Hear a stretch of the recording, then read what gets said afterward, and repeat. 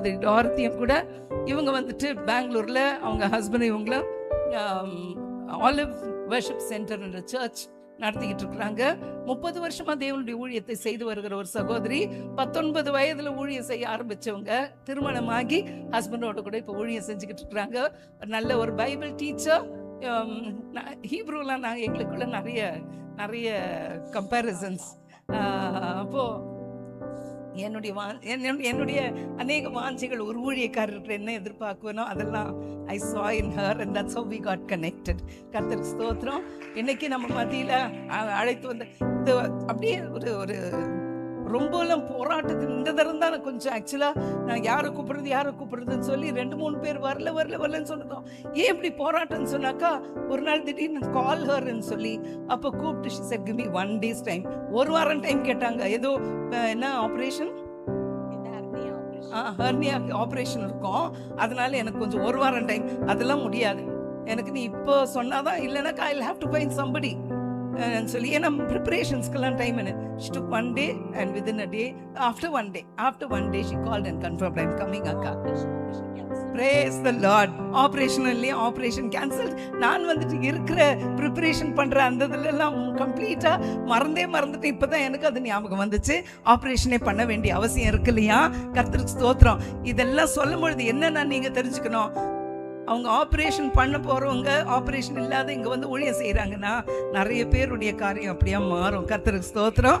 நம்ம அழைப்பை ஏற்று வந்து இவங்க நம்ம மத்தியில தேவனுடைய வார்த்தையை பகிர்ந்து கொண்டிருக்கிறாங்க. நேரத்துல இருந்து இப்பவும் கூட தேவனுடைய வார்த்தையை கொஞ்ச நேரம் அவங்க நமக்கு ஷேர் பண்ணுவாங்க.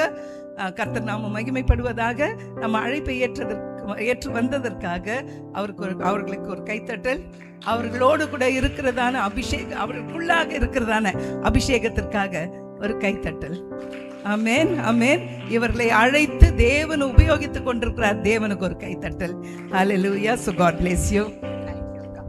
ஹல்லேலூயா.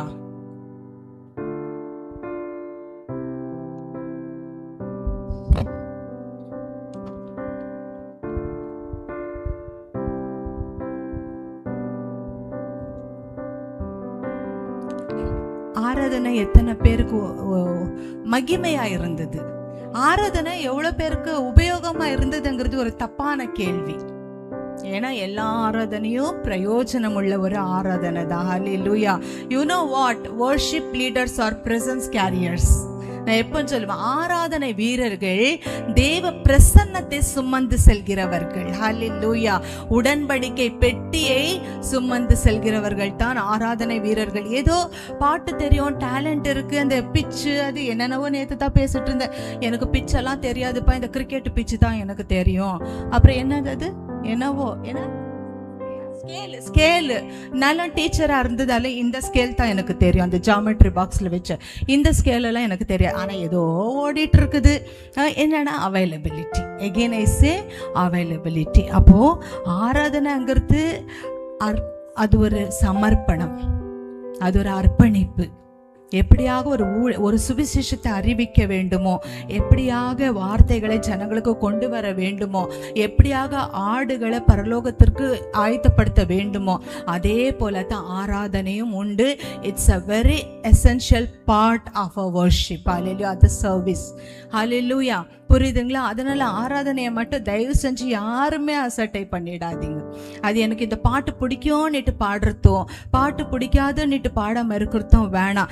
எல்லா பாடலும் அபிஷேகத்தால நிரப்பப்பட்ட ஜனங்கள் எழுதி இயக்கிய பாடல்கள். ஹல்லேலூயா, ஹல்லேலூயா. இந்த நாள்ல கூட நாம ஒரு வசனத்தை தியானிக்கலாம். முதலாவதாக நேத்து நான் மறந்துட்டேன், என்ன இந்த இடத்துல கொண்டு வந்து நிறுத்தி இருக்கிற தேவாதி தேவனை முதலாவதாக துதிக்கிறேன். தேவனுடைய அந்த உள்ளத்துல என்னுடைய நாமத்தை, என்னுடைய பேரை அறிவிச்ச பத்மினி அக்காவை நான் நன்றியோடு துதிக்கிறேன், நன்றி செலுத்துறேன். பத்மினி அக்கா என்னையும் நான் இன்னைக்கும் நான் பாஸ்டர் கிட்ட பேசிட்டு இருக்கும் போது ஐ டோல்ட் ஒன் திங், நான் ஒன்று ஒரு களிமண். என்னது? இப்போ இங்க களிமண்ணா தான் நின்னுக்கிட்டு இருக்கிறேன். ஒரு வார்த்தையும் வரும்பொழுது அவர் தான் ஒரு பாத்திரமாக வணைந்து கொண்டிருக்கிறார். அவருடைய மகிமையை நிரப்பி கொண்டிருக்கிறார். அந்த மகிமை உங்களுக்குள்ள கடந்து வந்து கொண்டிருக்கிறது. அப்ப இங்க மகிமை நிரம்புது, அங்க கடந்து வந்து கொண்டிருக்கிறது. At the end of the day again அந்த குயவன் கையில இருக்கிற களிமண் தான் நான். ஹல்லேலூயா, ஹல்லேலூயா. அப்படி இருந்தாதான் நான் சாத்தானுடைய வஞ்சகத்துக்கு விழ மாட்டேன். எப்போ வாவ் சூப்பர், வெள்ளூர் போயிட்டேன், நல்லா ஊழியம் செஞ்சுட்டேன், வந்துட்டேன், நான் விழுந்துட்டேன்னுட்டு அர்த்தம். நான் அன்னிட்டு எப்போ வருதோ விழுந்துட்டேன்னுட்டு அர்த்தம். I'm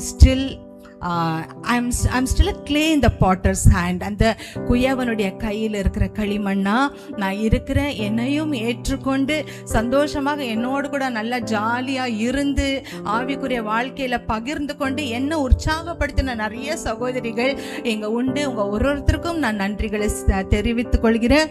நன்றி தெரிவித்துக் கொள்கிறேன்ட்டு இன்னைக்கு ஓடி போயிட மாட்டேன், நாளைக்கும் இருப்பேன். புரியுதுங்களா? So don't think I will run away. நான் இருப்பேன். எவ்வளோ தேவன் என்னெல்லாம் பொக்கிஷத்தை உங்களுக்கு கொடுத்து நிரப்பிட்டு போனோன்னுட்டு நினைக்கிறாரோ அது நிரப்புற வரைக்கும் நான் உங்களோட கூட இருப்பேன். நீங்க ஃபில் ஆகுற வரைக்கும் நான் இங்க இருப்பேன். அல்லேலூயா, அல்லேலூயா. ஒரு வசனத்தை நாம வாசிக்கலாம். 1 சாமுவேல் 16:6-7. 1 சாமுவேல் 16:6-7.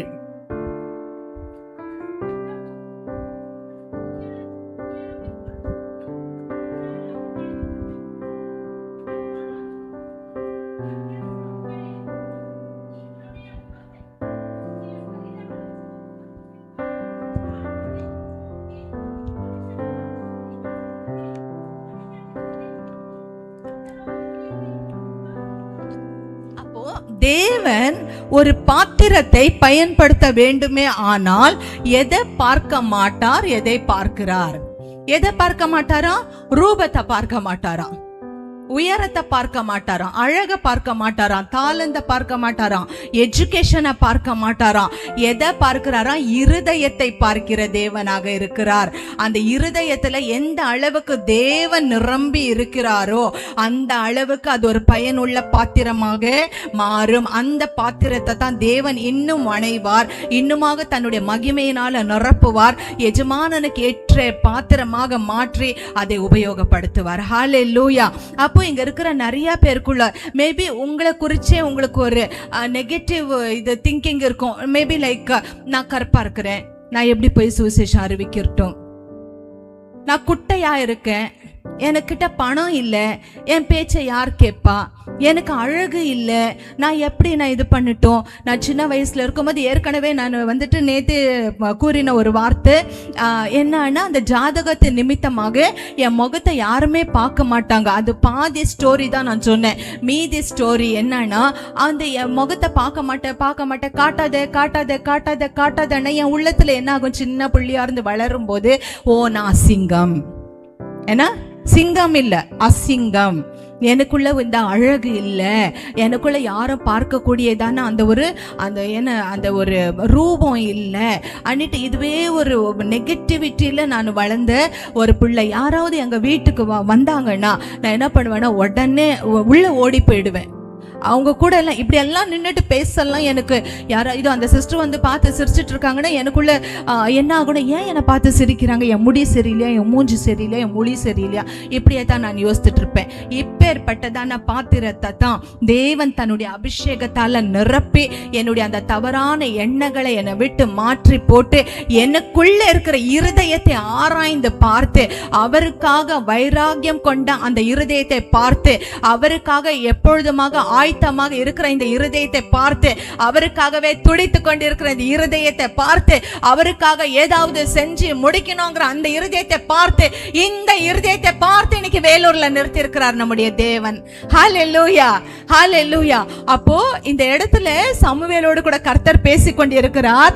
மனிதன் பார்க்கிற வண்ணமாக நான் பார்க்க மாட்டேன், நீ அவங்களுடைய ரூபத்தை பார்த்துட்டு இருக்கிற, அவனுடைய சௌந்தரியத்தை பார்த்துக்கிட்டு இருக்கிற, அவனுடைய உயரத்தை பார்த்துட்டு இருக்கிற, இது எல்லாம் இதெல்லாம் எனக்கு வந்துட்டு ஒரு அசெட் கிடையாது, இதெல்லாம் வந்துட்டு குவாலிஃபிகேஷன் கிடையாது. நான் உபயோகப்படுத்தப்படுற பாத்திரம் வந்துட்டு என்னை நோக்கி துடிக்கிற ஒரு இருதயமாக இருக்கணும்.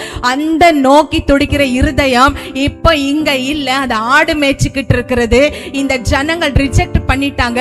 இந்த ரிஜெக்ட் பண்ண அந்த ஆடு மேய்க்கிறவன் தான் என்னுடைய இஸ்ரவேல் ஜனங்களை அரசாளுகிற ஒரு அரசனாக மாற வேண்டும் என்று எந்த இடத்துல தேவனுக்காக ஒரு இருதயம் துடித்து கொண்டிருந்ததோ அந்த இடத்துல தேவனுடைய இருதயம் துடித்து கொண்டிருந்தது. ஹல்லேலூயா, ஹல்லேலூயா, ஹல்லேலூயா. உன்னத பாட்டுல எப்படியாக ஒரு வசனம் இருக்கு, you have stolen my heart. என்ன? என் இருதயத்தை கவர்ந்து கொண்டாய். இன்னொரு டிரான்ஸ்லேஷன்ல இப்படி இருக்கு, என் இருதயத்தை கொள்ளையடித்து கொண்டாய். இன்னொரு டிரான்ஸ்லேஷன்ல இப்படியா இருக்கு, என் இருதயத்தை திருடி விட்டாய். என்ன?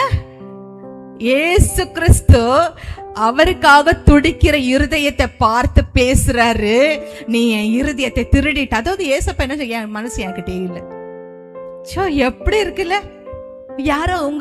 யாராவது இப்ப லவ் பண்ணிருந்தா, கல்யாணம் பண்ணிருந்தா, ஹஸ்பண்ட்ஸ் யாராவது அந்த மாதிரி யாராவது சொல்லியிருப்பாங்களா? உன்னையே நினைச்சிட்டு இருக்கிறேன்டி, புருடா விட்டுட்டு இருக்கிறாங்க. புரியுதுங்களா? இயேசுவை போல நேசிக்கிற ஒரு நேசர் நமக்கு கிடைக்க முடியாது. புரியுதுங்களா? புரியுதா? அப்போ யாருக்காக இந்த இயேசுவுக்காக யாருடைய இருதயம் துடித்து கொண்டிருக்கிறதோ அவர்களுக்காக அந்த இருதயம் துடித்து கொண்டிருக்கிறது. இங்க மேபி தாவீது ராஜாவினுடைய ஃபேமிலி எல்லாம் இந்த இடத்துல இருந்திருக்கலாம். ஆனாலும் கூட தேவன் இங்க பேசிட்டு இருக்கிறாரு. எங்க பேசிட்டு இருக்கிறாரு? சமூவேல் கிட்ட இங்க பேசிக்கிட்டு இருக்கிறாரு.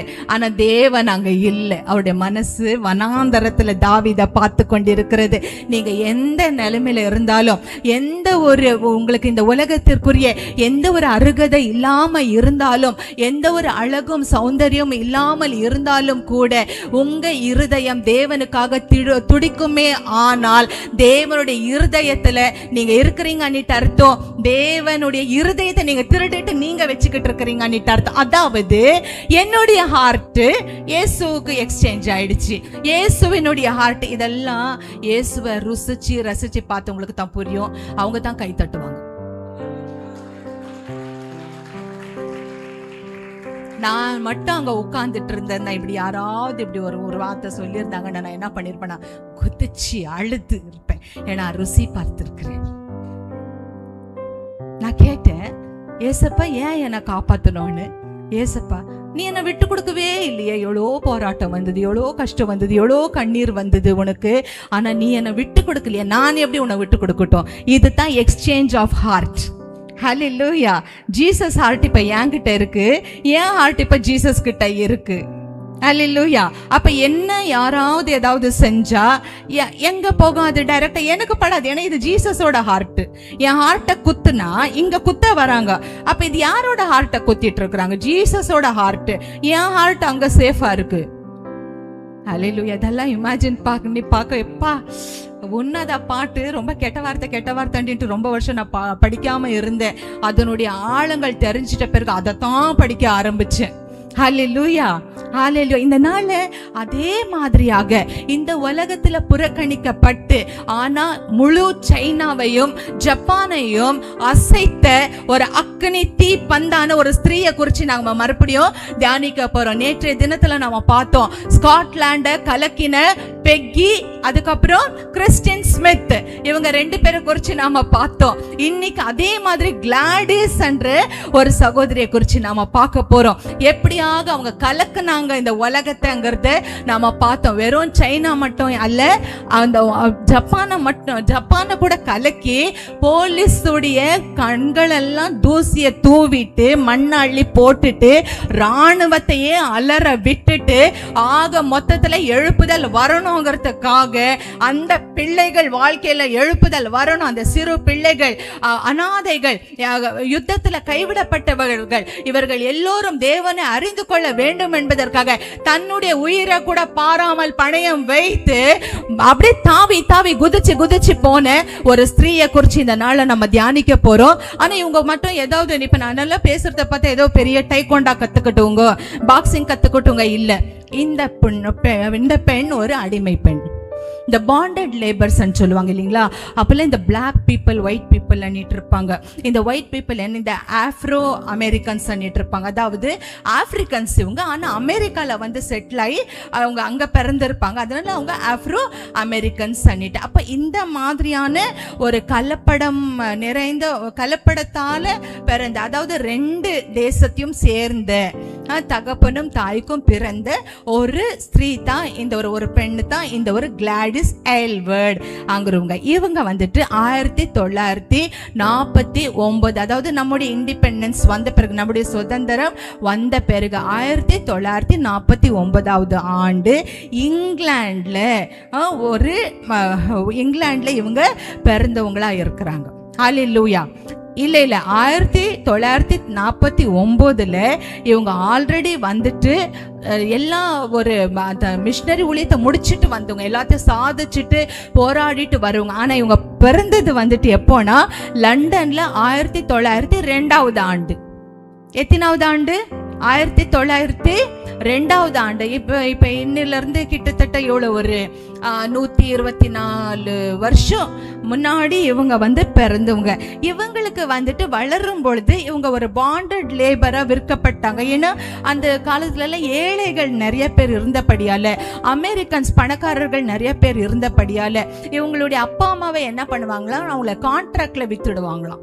இவங்களுடைய பிள்ளைகளை, மேபி 4 பிள்ளைகள், 5 பிள்ளைகள், 6 பிள்ளைகள் இருக்கும்பொழுது ஒரு 3 பிள்ளைகளை இப்படி 3 வீட்டில் விட்டுடுவாங்களாம். அவங்க வந்துட்டு இவ்வளோ வருஷம் அங்கே இருக்கணும், இருந்துட்டு அவங்க சம்பளம் வரும், அந்த சம்பளத்தை அப்பா அம்மாவுக்கு கொடுத்துக்கிட்டு இருப்பாங்களாம். அதாவது சின்ன வயசுலயே இவங்க சம்பாதிக்க ஆரம்பிச்சவங்களாம். இவங்களுக்கு படிப்பு இல்லை, இவங்களுக்கு ஒரு பணம் இல்லை, ஒண்ணுமே இல்லாத ஒரு சூழ்நிலையில இவங்க இப்படியாகவே வேலை செஞ்சுக்கிட்டே இருக்கிறாங்களாம். ஒரு வாலிப வயசு வருது இவங்களுக்கு. வாலிப வயசு வரும்பொழுது இவங்க என்ன ஆகுற, அப்படியே ஏதோ ஒரு கடைக்கு போறதுக்காக இப்படி நடந்து போயிட்டு இருக்காங்களாம். அப்போ அந்த சர்ச்ல இருக்கிற ஒரு சில யூத், இவங்க வயசு கொண்ட ஒரு சில யூத்துக்கள் எல்லாம் என்ன பண்றாங்க, இவங்களை கூப்பிட்டுட்டு, வா இன்னைக்கு எங்க சர்ச்ல ப்ரோக்ராம் இருக்கு. என்னது? வா. அநேக பேரை நம்ம அழைக்காம அவங்களுடைய ஆத்மா செத்து போயிட்டு இருக்குது. ஒரு முறை நான் பஸ்ல போய்கிட்டு இருப்பேன். அப்ப இன்னும் எனக்கு திருமணம் ஆயிருக்குல, ரட்சிக்கப்பட்ட புதுசு, ஊழியம் செஞ்சுக்கிட்டு இருக்கிறேன்.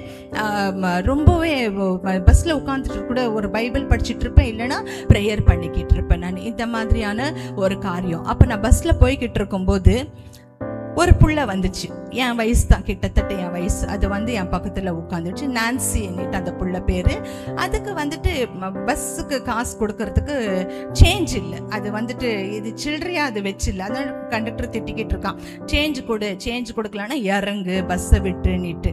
எனக்கு என்னாச்சோ தெரியல, நான் ஏதோ யோசிச்சுட்டு உட்காந்துட்டு இருக்கேன். எனக்கு என்னாச்சோ தெரியல, சரி பாவம்னுட்டு என் பேக்ல இருந்த அது ஏதோ 5 ரூபாவோ 3 ரூபாய் ஏதோ தேவைப்பட்டுச்சு, அதை எடுத்து கொடுத்துட்டு நீ டிக்கெட் வாங்கிக்கோன்னு. அப்போ அந்த புள்ளிக்கு என்ன ரொம்ப பிடிச்சி போயிட்டு, பாருங்களேன், நம்ம சரி சின்ன சின்ன நன்மைகள், ஒரு சின்ன சின்ன பேச்சு, ஒரு சின்ன ஸ்மைல் கூட எப்படியாக கிரியை செய்து ஒரு எழுப்புதலுக்குள்ள எப்படியாக கொண்டு வரலாம் நாமங்கிறதுக்கு இது ஒரு சின்ன ஒரு நிதர்சனமாக இருக்கு. அதுக்கப்புறம் வந்துட்டு ரொம்ப இஷ்டப்பட்டுட்டு அந்த புள்ள, உங்க பேர் என்னக்கா, நீங்க எங்கக்கா இருக்கிறீங்கன்னுட்டு, அன்னைக்கு அது வேற எங்கே போக வேண்டியது, நான் எங்க ஒர்க் பண்றேன்னா அந்த இடத்துல அது வந்துடுச்சு, என் கூடவே வந்துடுச்சு, பின்னாடியே வந்துடுச்சு. அது அன்னைக்கெல்லாம் கூட இருந்தோம், பேசணும், அதோட ஃபேமிலி விஷயத்தை நான் தெரிஞ்சுக்கிட்டேன், என்னுடைய ஃபேமிலி விஷயத்தை அது தெரிஞ்சுக்கிச்சு. அப்படியே ஏசப்பா குறித்து கொஞ்சம் ஒரு சில காரியங்கள், அது ஒரு ரோமன் கேத்தலிக் புள்ள தான், ஏசப்பா குறித்து அப்படியே தெரிஞ்சுக்கிச்சு. அதுக்கப்புறம் அப்படியே கட் ஆயிடுச்சு. அதுக்கப்புறம் அது பஸ்ல தான் பார்த்தோம். அதுக்கப்புறம் இல்லை, அதாயி ஒரு மாசம் ஆன பிறகு நான் டெய்லி அந்த பஸ்ல பார்ப்பேன், அந்த புள்ள இருக்குதான்னுட்டு பார்த்துட்டு இருப்பேன். ஆனா அந்த புள்ள வரவே வராது. ஆனா ஒரு நாள் உட்காந்துக்கிட்டு இருக்கிறேன், அது வந்து நிக்குது.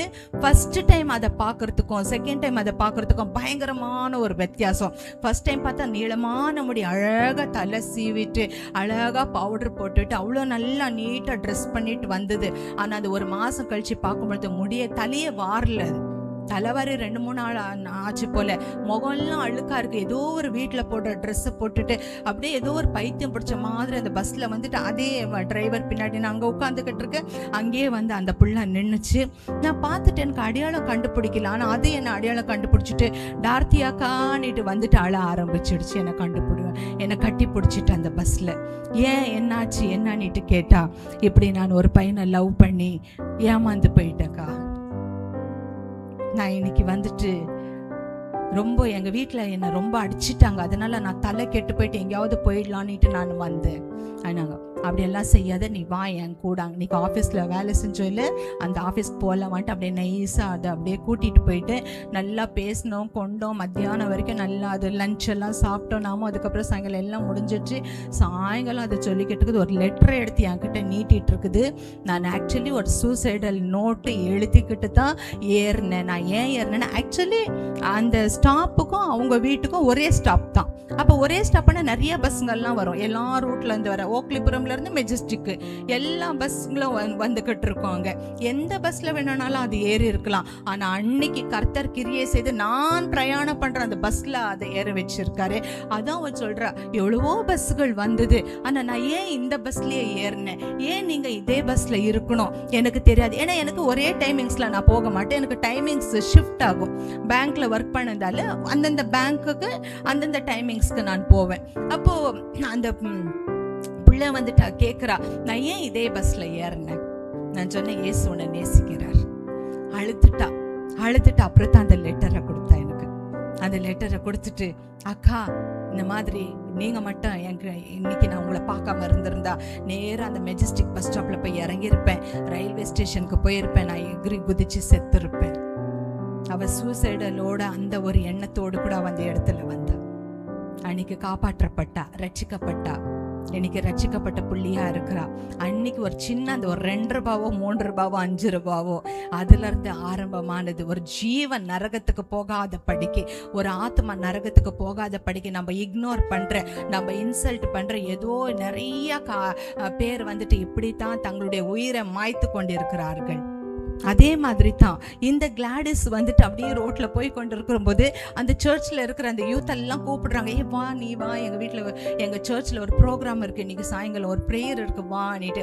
அப்போ ஏதோ வேண்டாம் வெறுப்பா போறா. இவளுக்கும் இயேசுக்கும் ஒரு சம்பந்தம் இல்லை, யாருமே சுவிசேஷத்தை அறிவிக்கல, ஒரு கிறிஸ்தவ குடும்பம் இல்லை இவளுக்கு. அப்படியே உள்ள வந்து உட்கார்ந்த உடனே அது ஏதோ இந்த யூத் ப்ரோக்ராம் எல்லாம் நடந்து கொண்டு இருக்கிறது.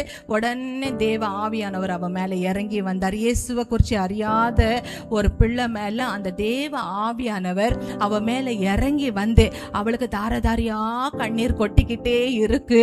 அவ கேக்குறாளாம், சைனாவுடைய அந்த ஒரு எழுப்புதலை யார் பார்ப்பா? சைனா எழுப்புதல் இல்லாம இருக்கே, பல காரியங்கள், நிறைய ரிச்சுவல்ஸ், நிறைய சடங்காச்சாரங்கள் அங்க இருக்கு, நிறைய மந்திரங்கள் அந்த இடத்துல, நிறைய அமானுஷ்ய காரியங்கள் நடந்து கொண்டிருக்கிறது. சைனாவுக்கு இயேசுவை யார் தருவா? அவ வந்து முதலாவது நாளே அவளுக்குள்ள தேவ ஆவியானவர் பேச ஆரம்பிச்சார். ஆனா அவளுக்கு வந்துட்டு இப்ப சைனாக்கு மிஷனரியா போனோம்னா ஒரு சில ரெஸ்ட்ரிக்ஷன்ஸ் இருக்கு அந்த இடத்துல. அந்த கவர்மெண்ட்ல அவங்க என்ன பண்ணணும், இவங்க வந்துட்டு கரெக்டா ஒரு ஸ்கூல்ல போய் படிக்கணும். அந்த மிஷனரி ஸ்கூல் அன்னிட்டு இருக்கோம், அந்த மிஷனரி ஸ்கூல்ல போய் படிக்கணும். படிச்சுட்டு அவங்க லைசன்ஸ் கொடுக்கணும். அவங்க லைசன்ஸ் கொடுத்த பிறகு தான் அவங்க அண்டர்ல இருந்து இவங்க வந்துட்டு சைனாவுடைய அந்த இடத்துக்கு போய் இவங்க மிஷனரி ஊழியத்தை செய்ய முடியும். ஆனா இந்த புள்ள போது, இந்த ஒரு பாரம் அன்னைக்கு உண்டாச்சு அந்த பிரேயர்ல. இந்த புள்ள போது நேரா போயிட்டு அந்த இடத்துல அந்த மிஷனரி ஸ்கூல் இருக்கு இல்லைங்களா, ட்ரைனிங் சென்டர், அந்த ட்ரைனிங் சென்டருக்குள்ள போயிட்டு கேட்கிறா, நான் வந்துட்டு சைனாக்கு மிஷனரியா போக விரும்புறேன், ஆவியானவர் என்னோடு கூட பேசியிருக்கிறார், எனக்கு ஒரு பாரத்தை போட்டிருக்கார், அதனால நான் அங்க போறேன்னுட்டு அவ கேட்கிறா. அங்க இருக்கிறவங்க எல்லாம் ரிஜெக்ட் பண்றாங்க. என்னன்னா ஒரே காரணம், நீ குள்ளமா இருக்கிற. என்னது? நீ குள்ளமா இருக்கிற, நீ அன்எஜுகேட்டட், உனக்கு எஜுகேஷன் கொடுக்க முடியாது. மிஷனரியா போனோம்னா பைபிள் படிக்கணும், நீ அன்எஜுகேட்டடா இருக்கிற. அது மட்டும் அல்ல, நீ வந்துட்டு என்னது, நீ ஒரு பாண்டட் லேபரா இருக்கிற, குள்ளமா இருக்கிற, அன்எஜுகேட்டடா இருக்கிற, உன்கிட்ட பணம் இல்லை, அதனால நீ போக முடியாது, உனக்கு தகுதி இல்லை அன்னிட்டு அவளை ஒதுக்கி தள்ளிட்டாங்களாம். ஆனா இவ என்ன பண்ணிருக்கிறா, இந்த கிளாடிஸ் அந்த ஒரு பாரத்தை தேவன் உள்ளத்துல போட்டபடியினால இவ அந்த வீட்டு வேலை செய்யறா இல்லைங்களா, அதுலயே கொஞ்சம் கொஞ்சமா எக்ஸ்ட்ரா வேலை செஞ்சு எக்ஸ்ட்ரா பணத்தை எடுத்து சம்பாதிச்சு அப்படியே சேர்த்து வச்சு 1 பவுண்ட் அளவுக்கு அவ சேர்த்து வச்சிருக்கிறா. அதாவது கிட்டத்தட்ட ஒரு 100 ரூபாய் 100-150 ரூபாய்ட்டு வச்சுக்கலாம். அந்த 100-150 சேர்த்து வச்சுட்டு ட்ரைனிங் ஸ்கூலுக்கு மறுபடியும் போறாளாம். என்னை சேர்த்துக்குங்கன்னிட்டு, பணம் இருந்தாலும் நீ குள்ளமா இருக்கிற, உன்னை நான் அனுப்ப மாட்டேன், பணம் இருந்தாலும் உனக்கு படிப்பறிவு இல்லை, அதனால நான் உன்னை அனுப்ப முடியாது, எங்களால ட்ரைனிங் கொடுக்க முடியாதுன்னுட்டு அந்த இடத்துல இருந்து மறுதளிச்சுட்டாங்களா. ஆனா பரிசுத்த ஆவியானவர் இந்த பிள்ளைக்குள்ள அப்படியே ஏவிக்கிட்டே இருக்கிறாரா, நீ சைனாக்கு போகணும், அங்க இருக்கிற ஜனங்கள் நிறைய ஏழைகள் இருக்கிறாங்க, அந்த இடத்துல அந்த ஏழைகளை எல்லாம் நீ விடுவிச்சு கொண்டு வரணும், அவங்கள ரட்சிப்புக்குள்ள கொண்டு வரணும், அங்க இருக்கிற கலாச்சாரத்தை நீ மாத்தணும்னுட்டு ஆவியானவர் ஏவிக்கிட்டே இருக்கிறாராம். அதனால இவன் என்ன பண்றா, திருட்டுத்தனமா விசா பாஸ்போர்ட் இல்லாம திருட்டுத்தனமா ஒரு போட்டை ஏரியாவை போயிட்டாளாம். பாருங்களேன், உற்சாகம் வேணும் நம்மளுக்கு எஜுகேஷன் வேணாம், நமக்கு பணம் வேணாம், நான் குள்ளமா இருக்கிறனா, நெட்டையா இருக்கிறனா, குட்டையா இருக்கனா, அதெல்லாம் தேவையில்லை. வைராக்கியம் வேணும், தேவனுடைய அழைப்பு நமக்கு வேணும். அந்த அழைப்பு அந்த பிள்ளைக்குள்ள இருந்தது, அந்த வைராகியம் அந்த பிள்ளைக்குள்ள இருந்தது. அவ என்ன பண்ணாலும் திருட்டுதனமா அந்த போட் ஏறி போகும் பொழுது அந்த ரோம் சோல்ஜர்ஸ் எல்லாம் அந்த இடத்துல இருக்கிறாங்க, ரஷ்யன் சோல்ஜர்ஸ் அந்த இடத்துல இருக்கும் பொழுது அந்த சோல்ஜர்ஸ் எல்லாம் இவ்வளவு பிடிச்சிடுறாங்களாம். ஒரு முறை இவ போட்ல போய்கிட்டு இருக்கிறா, பிடிச்சிட்டு என்ன பண்றாங்க, அந்த ஒரு பிரிட்ஜ் போகும் இல்லைங்களா, ஒரு நதியை தாண்டி அந்த பிரிட்ஜ் மேல போயிட்டு இவளை நிறுத்திட்டு அந்த ராணுவ வீரர்கள் எல்லாம் அந்த சுற்றிலுமாக நின்னுட்டு இவளை ஷூட் பண்றதுக்காக காத்துட்டு இருக்காங்களாம். ஏன்னா எந்த பர்மிஷனும் இல்லாம நீ வந்திருக்கிற, எந்த டிக்கெட்டும் இல்லாம நீ வந்திருக்கிற, நீ மிஷனரி பணிக்கு போறதுக்காக உங்ககிட்ட இந்த சர்டிபிகேட் இல்லை, அதனால உன்னை சுட்டு கொள்ற, நீ ஒரு பயங்கரவாதியா நீ இருக்கலாம், தீவிரவாதியா நீ இருக்கலாம், எங்களுக்கு சந்தேகமா இருக்குது, நான் சுட்டு கொல்றேன்னுட்டு எல்லாருமே அந்த இடத்துல சுத்தி நின்னுட்டு இருக்கும் போது இவளுக்கு ஒரு ஞானம் வருதான். அந்த நேரத்துல அந்த ஞான தலைவி என்ன பண்றா, அங்க பக்கத்துல இருக்கிற இன்னொருத்தன் சோல்ஜர் இருக்கிறான் இல்லைங்களா, இவகிட்ட இருக்கிற 1 பவுண்டை எடுக்கிறா, பாக்கெட்ல இருந்து எடுத்துட்டு அந்த சோல்ஜருக்கு கொடுத்துடுறா. கொடுத்துட்டு என்னை போக விடு. பாருங்களேன், இதெல்லாம் திருட்டுத்தனம் இல்லை, இதெல்லாம் தில்லுமுல் இல்லை, இதெல்லாம் ஞானம். அல்லேலூயா. புரியுதுங்களா? வாசிக்கலாம் ஒரு வசனம், யாத்திரையாகமம் 1:17-19.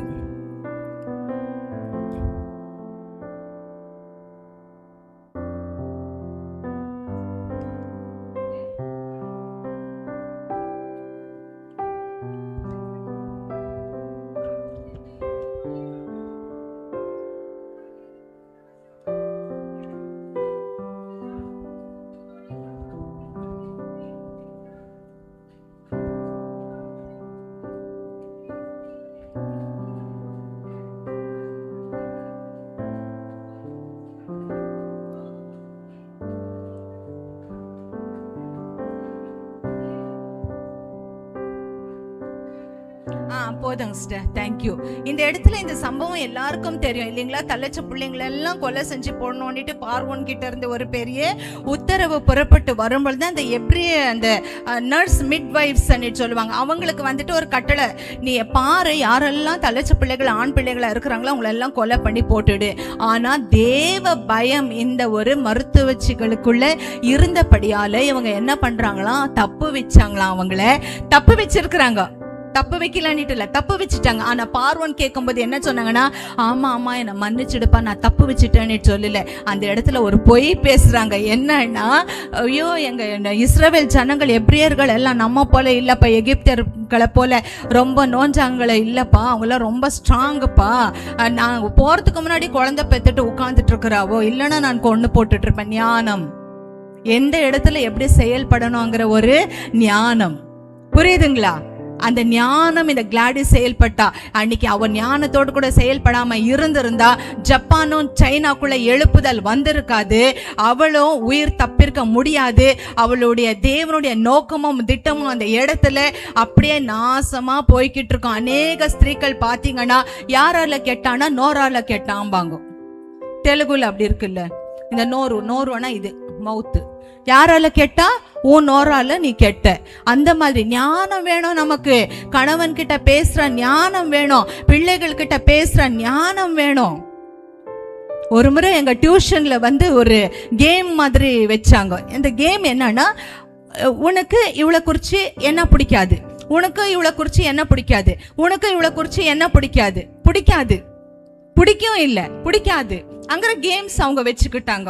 அப்புறம் இவங்க எல்லாம் ஒருத்தருக்கு ஒருத்தர், எனக்கு இவளை குறிச்சு இது பிடிக்காது, எனக்கு இவனை குறிச்சு இது பிடிக்காது, எனக்கு இதை குறிச்சு இப்படி இவனை பிடிக்காதுன்னுட்டு இப்படியாக இந்த கேம்ஸ் ஆட ஆட ஆட ஆட கடைசியில அந்த சூழ்நிலையை அங்க பாக்குறோம். ஒரு சண்டை போடுற சமாதானம் இல்லாத சூழ்நிலை அங்க இருக்கு. ஏன்னா ஒருத்தர் மேல ஒருத்தருக்கு கசப்பு, ஒருத்தர் மேல ஒருத்தருக்கு கசப்பு. Wait, I will see you come out, I will tell my mother, I won't leave you, I will leave the tuition. சண்டை, அந்த இடத்துல ஒரே சண்டை. இது நான் கிச்சன்ல இருந்து கேட்டுக்கிட்டு நேரா வந்தேன். What game you are playing, come we will play once again அன்னிட்டு எல்லாரையும் நிறுத்திட்டு, இவளுக்குள்ள உனக்கு பிடிச்ச காரியம் என்னன்னு கேட்டேன். இவளுக்குள்ள உனக்கு பிடிச்ச காரியம் என்ன? எல்லாருக்கும் பிடிச்ச காரியம்னா அப்ப யோசிக்க ஆரம்பிக்கிறா, எது இவளுக்குள்ள என்ன பிடிக்கும்? she is bad, ஆனா எனக்கு டெஸ்ட்ல ஹெல்ப் பண்றா. ஆமா, she is bad, ஆனா ஃபர்ஸ்ட் பர்த்டே ஆனா என்னதான் எல்லா கிளாஸ்க்கும் கூட்டிட்டு போறா. பாருங்களேன், பார்த்தா ஒரு 5 நிமிஷத்துல அந்த ஒரு வறண்ட ஒரு கசப்பான அந்த ஒரு பகை நிறைந்த அந்த சூழ்நிலை நல்லது பேசுறதால என்ன ஆயிடுச்சு? சமாதானமாக மாறிடுச்சு. நம்முடைய குடும்பத்துல நாம சமாதானமாக இருக்கணும்னா நாம ஒரே ஒரு ஜெபம் கர்த்தரை பார்த்து ஜெபிக்கணும். என் வாய்க்கு காவல் வையும், காத்து கொள்ளும் ஐயா. ஹல்லேலூயா. புரியுதுங்களா? இது ஒண்ணு நம்ம ஜிப்பு போட்டுட்டோம்னா போதும். மேரேஜ் ஆன புதுசுல எங்க ஹஸ்பண்ட் ரொம்ப கோவக்காரரு, நல்லா அடிப்பாரு, உட்காந்து அடிப்பாரு, நின்னா அடிப்பாரு. இப்ப எல்லாருக்கும் ஆச்சரியம், உட்காந்து அடிப்பாரு, நின்னா அடிப்பாரு. எங்க வீட்டுல இருந்து எங்க அம்மா எல்லாம் கேட்பாங்க, என்ன மோகம் அப்படியே பஞ்சர் ஆயிட்டு இருக்குது, அப்படியே மாறிடும். அந்த மோதிர கையால அடிச்சாக்கா அப்படியே இப்படியே வீங்கிடும், ஷேப்பே மாறிடும். அப்ப நான் சொல்லுவேன், நான் பாத்ரூம்ல விழுந்துட்டேன். எங்க மாமியார் கேட்பாங்க, எங்க நாத்தனாருங்க கேட்பாங்க, என்ன ஆச்சுன்னுட்டு. இல்ல, அப்படியே விழுந்துட்டேன். எங்க உள்ள அடிச்சுட்டே இருப்பாரு, நான் அழுதுகிட்டே இருப்பேன். எதிர்க்க வீட்டுல கேட்பாங்க, என்ன ரொம்ப அழுகிற சத்தம் கேட்டுச்சுன்னுட்டு. அழுதுனா இல்லையே, அவர் ரொம்ப ஜோக் பண்றவரு, நான் சிரிச்சுக்கிட்டு இருந்தேன், அது உங்களுக்கு அழுகுறதா கேக்குது. இது பொய் தான், ஆனா என் குடும்ப சமாதானத்தை காப்பாத்தின இன்னைக்கு. இதை பார்த்து வெறும் ஜபிச்சேன், தேவனை நோக்கி போய் ஜபிச்சேன். ஆண்டவரே, இந்த மனுஷனுடைய மூர்க்கத்தனத்தை மாத்துங்கப்பா, கோவத்தை மாத்துங்கப்பட்டா. எண்ணி 2 மாசத்துல என் கணவர் மாறி இன்னைக்கு ஊழியக்காரரா நின்றுட்டு இருக்கிறாரு. காரணம், என் வாய்க்கு நான் சிப்ப போட்டேன். ஞானம் தேவை. ஒருத்தர் கர்த்தரால் பயன்படுத்த வேண்டுமே, ஆனால் அவங்களுக்கு ஞானம் வேணும். பேசுறதுல ஞானம் வேணும், அந்த விசாரிக்கிறதுல ஞானம் வேணும், நியாயம் விசாரிக்கிறதுல ஞானம் வேணும், செயல்படுறதுல ஞானம் வேணும். தடா புடானிட்டு எடுக்கிறது, போடுறது, கவர்த்து இருந்தோன்னா நீ அன்னைக்கே தோத்து போயிட்டான்னிட்டு அர்த்தம் எழுதி வச்சுக்கோ. அதே பொறுமையா இரு, பொறுத்தோர் பூமியை ஆழ்வார். ஹல்லேலூயா. புரியுதுங்களா? அந்த மாதிரி இந்த கிளாடிஸ் என்ன பண்றா, நைஸா இந்த பணத்தை கொடுத்துட்டு, அவனும் நான் பணத்துக்கு ஆசைப்பட்டுட்டு என்ன பண்ணிட்டான், சரி போன்னிட்டு உடனே அவ என்ன பண்றா, அந்த பிரிட்ஜ் மேல இருந்து ஒரு போட் வரத்துக்கு காத்துட்டு இருந்துட்டு, அந்த பிரிட்ஜ் மேல இருந்து அந்த போட்டுக்குள்ள குதிச்சுட்டு, அந்த போட்ல இருந்து அப்படியே எஸ்கேப் ஆயிட்டு அவ சைனாக்கு போயிட்டா. Hallelujah. No visa, no passport, only லஞ்சம். ஞானம், நோ லஞ்சம், ஞானம். அந்த ஞானத்தால அவ அந்த இடத்துல போயிட்டா. ஆனா அந்த இடத்துல போகும்போது கூட அவளை யாருமே அங்கீகரிக்கல. அந்த இடத்துல தேவன் ஒருத்தர் ரெடியா வச்சிருந்தார். ஒரு மிஷினரி அம்மா ஆல்ரெடி அந்த இடத்துல போய் அந்த இடத்துல இருந்திருக்கிறாங்க. அவங்க தனியா இருந்திருக்கிறாங்க, அவங்களுக்கு யாருமே ஒரு சப்போர்ட் இல்லை. இப்படி சப்போர்ட் இல்லாத நேரத்துல இந்த கிளாடிஸ் வரது அவங்களுக்கு ஒரு பெரிய சப்போர்ட்டா மாறுது. இவங்க 2 பேர் என்ன பண்றாங்கன்னா, அவங்களுக்கு தங்கறதுக்கு இடம் இல்லை. ஏன்னா இவங்க ஒளிஞ்சு மறைஞ்சு இருக்கணும் மிஷினரிகளா. அவங்க ஆல்ரெடி மிஷினரியா தான் இருக்கிறாங்க, ஆனா சுவிசேஷம் அறிவிக்க முடியாது. அதனால இவங்க 2 பேரும் ஒன்னா சேர்ந்து என்ன பண்றாங்கன்னா, இந்த தகர டப்பா எல்லாம் இருக்குது இல்லைங்களா, ஷீட் மாதிரி, அதை எடுத்து ஒரு சின்ன ஷீட் மாதிரி போட்டு அதுக்குள்ள இவங்க வசிக்க ஆரம்பிக்கிறாங்க. அவங்க அந்த மிஷினரி காரியங்களை எல்லாம் நிறைய அந்த அம்மா இவங்களுக்கு கத்து கொடுத்துட்டு, கொஞ்ச நாள் மட்டும் 2 பேரும் ஒன்னா இருந்து ஜெபிச்சுட்டு ஊழியம் செஞ்சுட்டு அவங்க மறிச்சு போறாங்க. இந்த இடத்துல கிளாடிஸ் மட்டும் தனியாக கைவிடப்படுறத நாம பாக்குறோம். ஆனா கிளாடிஸ்க்கு இப்ப பசி, ரொம்ப நாள் சாப்பிட சாப்பிடாத பசி தாகம், அங்க தண்ணி இல்ல, வெளியே போனா ஷூட் பண்ணிடுறாங்க, ஒரு பர்மிஷன் இல்லாம போயிருக்காங்க, ஒரு பெர்மிட் இல்லாம போயிருக்காங்க, தன்னுடைய உயிர் ஆபத்துல இருக்கு, எங்க சுத்தி பார்த்தாலும் ஆபத்து, சத்துருக்கள் நிரம்பி இருக்கிறாங்க, சாத்தானுடைய போராட்டம். அவங்க இருக்கிற இடத்தை பார்க்கும் பொழுது நிறைய அந்த விலங்குகள் அந்த இடத்துல வரும். அந்த மாதிரியான ஒரு சூழ்நிலையில் அவங்க இருந்து ஜெபிச்சு ஜெபிச்சு ஜெபிச்சு இப்ப எப்படி நான் வெளியே போவேன்னுட்டு அவங்களுக்கு தெரியாம இருந்தது. அப்படியே எல்லா வாசல்களும் அடைக்கப்பட்டிருந்தது. இப்ப திரும்பி இவங்க வந்துட்டு லண்டனுக்கும் வர முடியாது, சைனாலையும் இருக்க முடியாது, ரெண்டும் கெட்ட நிலைமையில இவங்க இருக்கிறாங்க. கையில பணம் இல்லை. அந்த நேரத்துல முழங்கால் படியிட்டு ஜெபிக்க ஆரம்பிச்சாங்க. தேவனே, நீர் சகலவற்றையும் அறிவீர். யோபு 42:2 யாராவது வாசிங்களே.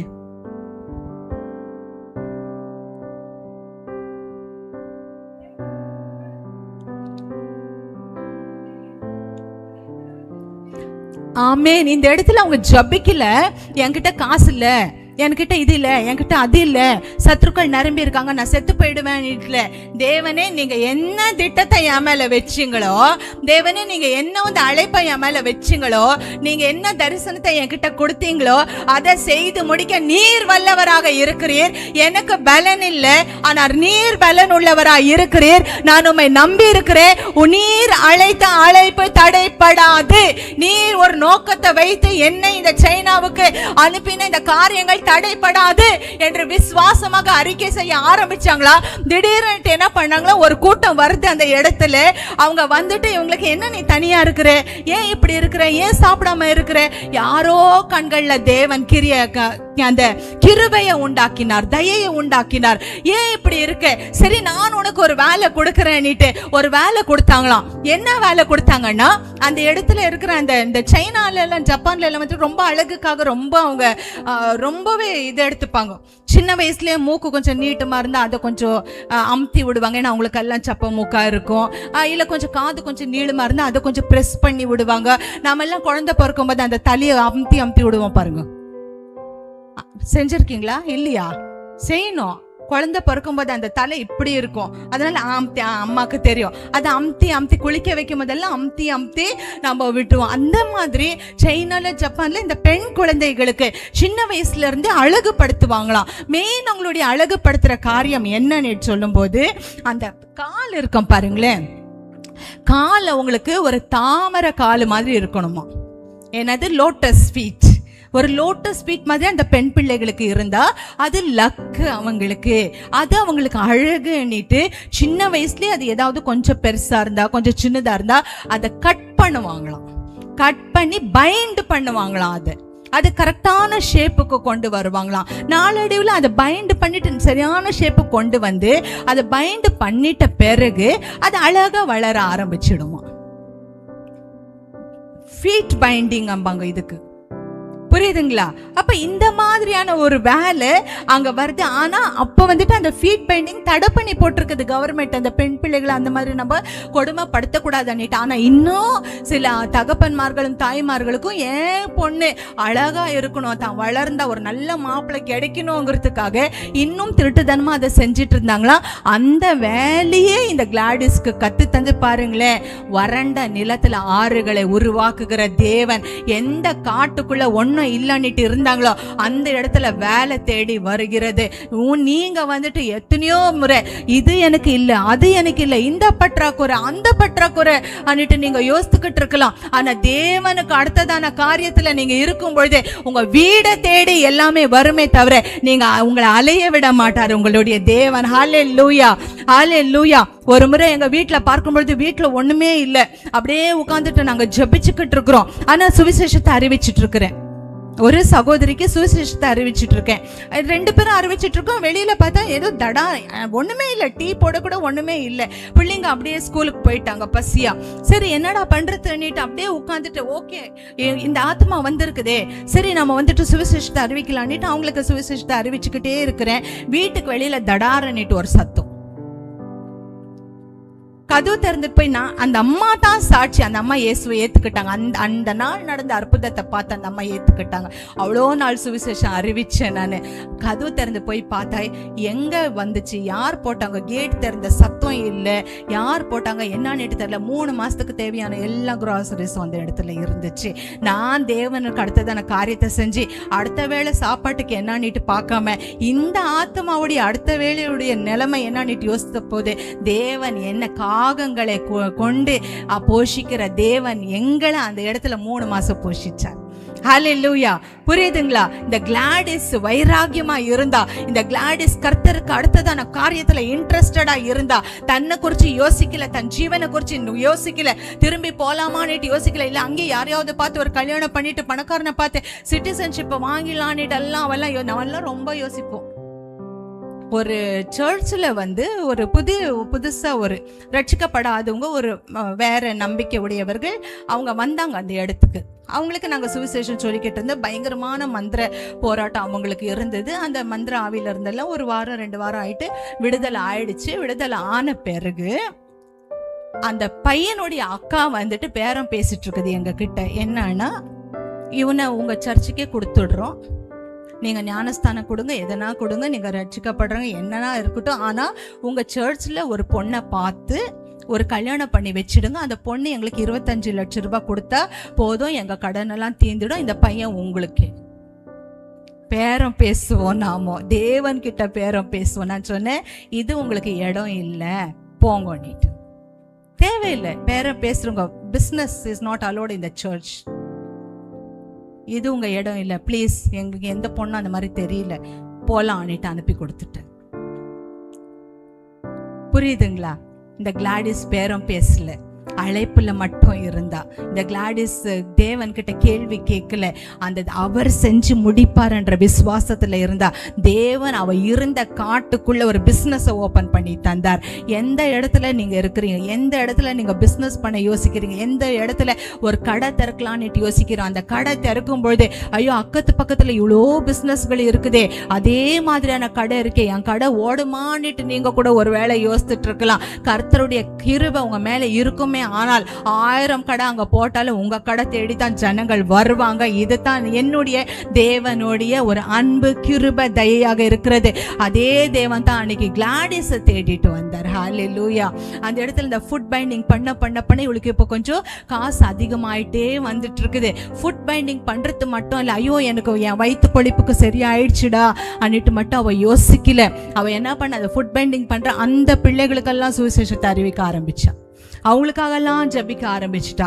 இயேசுவை அவங்களுக்கெல்லாம் கொடுக்க ஆரம்பிச்சுட்டா. அவங்க எல்லாம் சீக்கிரட்டா எல்லாரும் ரட்சிக்கப்பட ஆரம்பிச்சாங்க, இயேசு கிறிஸ்துவை ஏற்றுக்கொள்ள ஆரம்பிச்சாங்க. இவங்களோடு கூட சேர்ந்து ஜபிக்க ஃபுட் பைண்டிங் வேலை கம்மி, அந்த இடத்துல ஜபமும் அந்த ஒரு சுவிசேஷம் அறிவிக்கிற காரியமும் அதிகமாக அந்த இடத்துல மாறிவிட்டு. அல்லேலூயா. புரியுதுங்களா?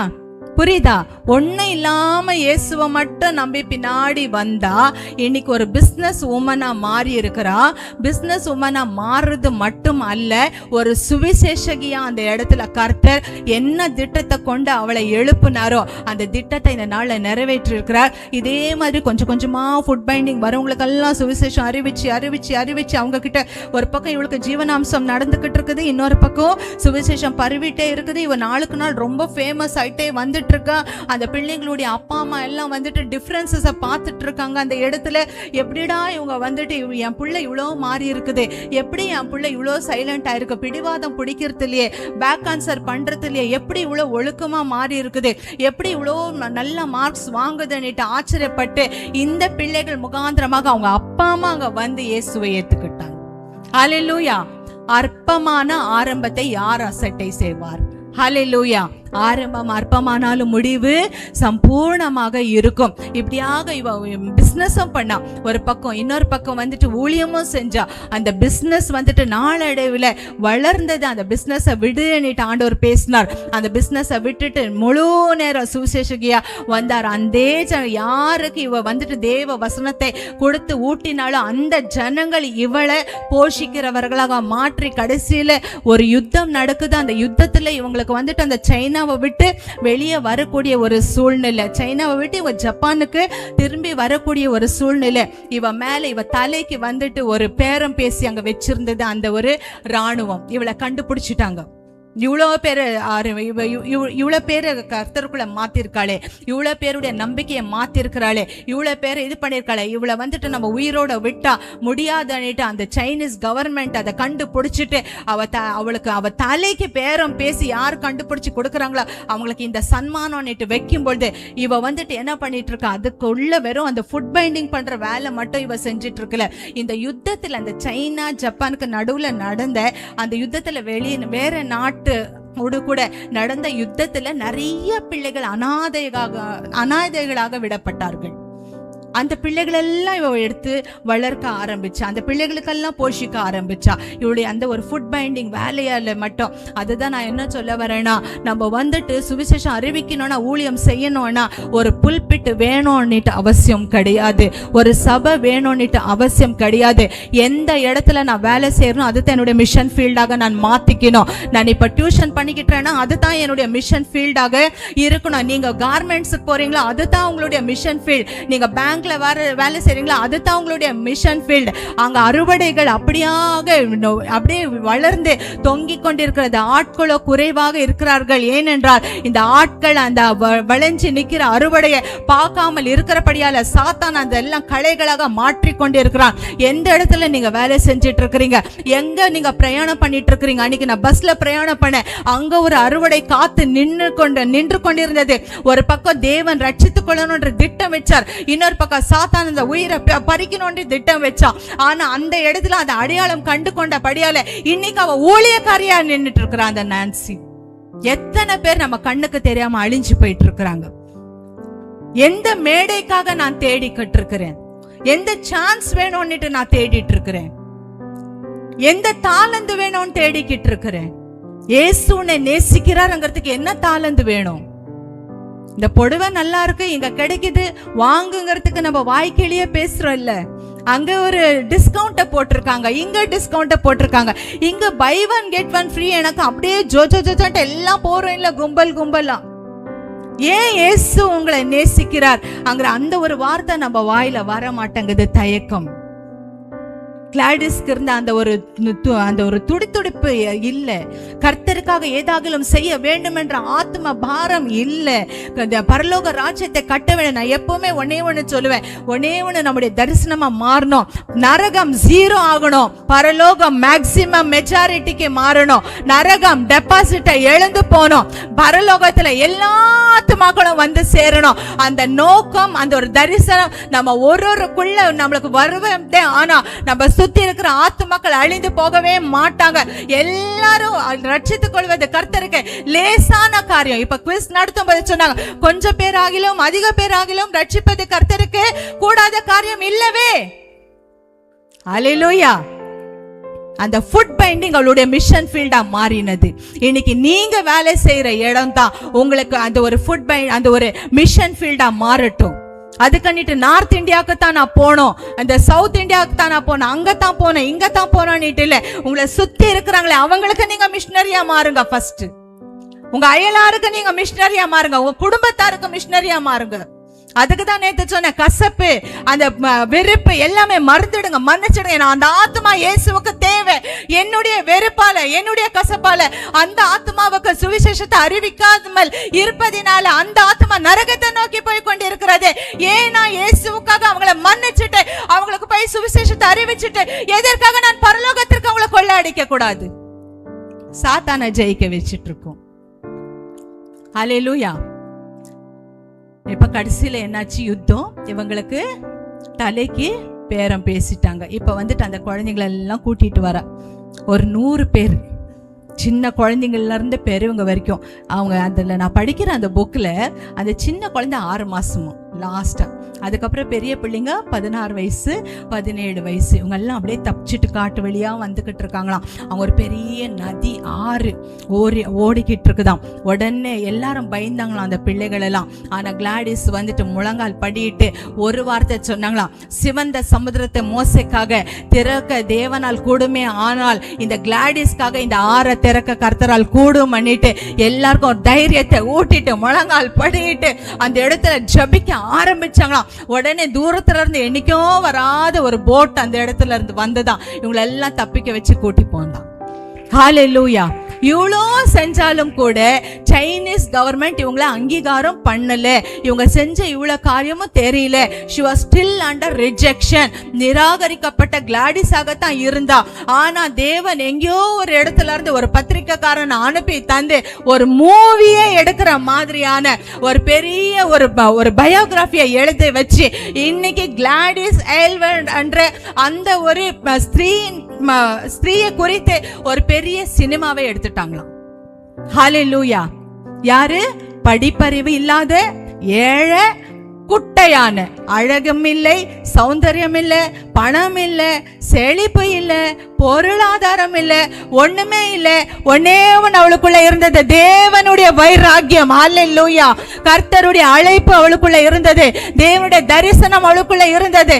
இந்த நாள்ல நீங்க எந்த சாக்கு போக்கு கூறி கொண்டிருக்கிறீங்க? எத்தனை பேர் இந்த நாள்ல நீங்க வந்துட்டு நான் ஒப்பு கொடுக்கிற ஆண்டவரே, இனி சாக்கு போக்கு வேண்டாம், இனி என்னுடைய பொருளாதாரத்தை பார்க்க மாட்டேன், நேத்து நம்ம பார்த்த என்னுடைய வயசை நான் பார்க்க கூடாதுன்னுட்டு, என்னுடைய உடல் அந்த சுகவீனத்தை நான் பார்க்க மாட்டேன்னுட்டு, இன்னைக்கு உங்களுடைய அழகை பார்க்காதீங்க, உங்க கையில என்ன இருக்கு என்ன இல்லங்கிறத பார்க்காதீங்க, கர்த்தர் கையில என்ன இருக்குங்கிறத பாருங்க. ஹல்லேலூயா. ஹல்லேலூயா. அவர் கையில நீங்க இருக்கிறீங்க, அவர் கையில உங்க அழைப்பு இருக்கு, அவங்க கையில உங்களுடைய தரிசனம் உண்டு, அவர் உங்களை வழி நடத்துவார். எல்லாம் எழும்பி நின்று அப்படியாக ஜெபம் பண்ணி முடிக்கலாம். ஹல்லேலூயா. ஹல்லேலூயா. ஹல்லேலூயா. ஸ்தோத்திரம் ஸ்தோத்திரம் ஸ்தோத்திரம். நன்றி ராஜா, உம்மை நன்றியோடு துதிக்கிறோம்.